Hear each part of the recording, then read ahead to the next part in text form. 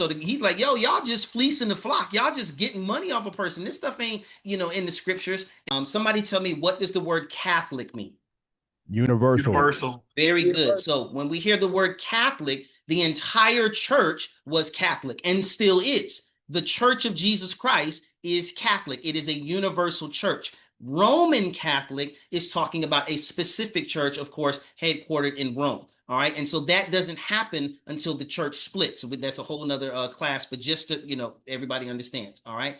The Reformation is one of the big things that led to a huge split within the Catholic Church, which of course still exists even today. And Martin Luther was heading of that. He wasn't the only one, but he's the name behind it simply because of his 95 Theses and everything and writing. And he did not want to split. I want to make that clear. He did not want to split. He wanted reform.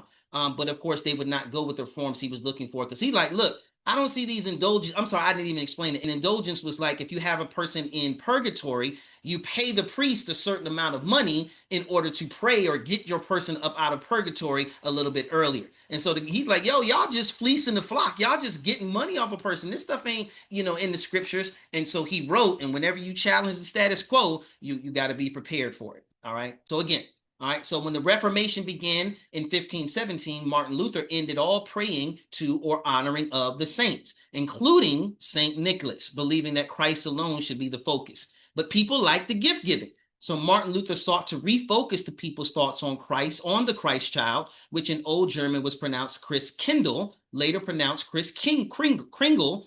He taught that Christ was the giver of all gifts, and all gift giving should be in remembrance of the great gifts that Christ gave to us.